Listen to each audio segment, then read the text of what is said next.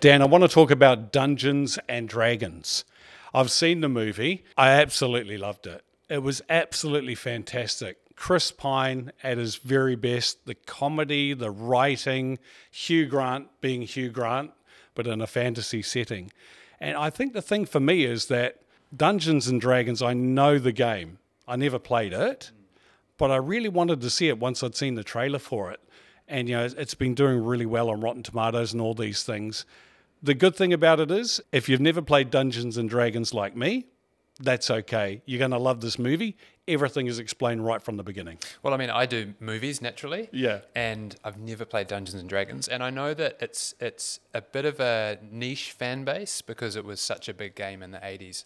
Probably Stranger Things has given it a little bit of a boost of late, and maybe why that is why this movie came into production. But I think the impression we're getting is that it's got this title that might make people think it's just for the fans of the game, but actually what we're hearing and what you're telling me is that it's a genuinely fantastic standalone film. Yeah, it's just a good movie.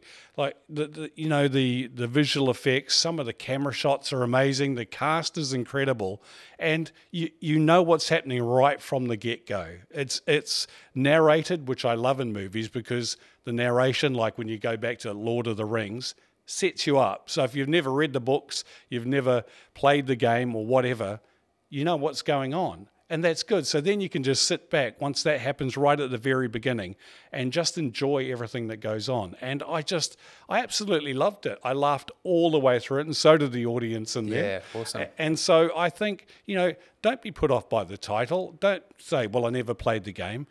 If you want to see a really good fantasy movie that has a really great rotund dragon in it, one of the funniest things in there, and just great visual effects, beautiful scenery and funny acting, then it's the movie for you. And a good family film for the holidays? Yeah, I think so. Yeah. There's some scary bits, and I jumped in my seat a couple of times, but then I never see horror movies because of that. I think for the most part, the movie is great for the whole family to watch. Excellent. Yeah, good to hear.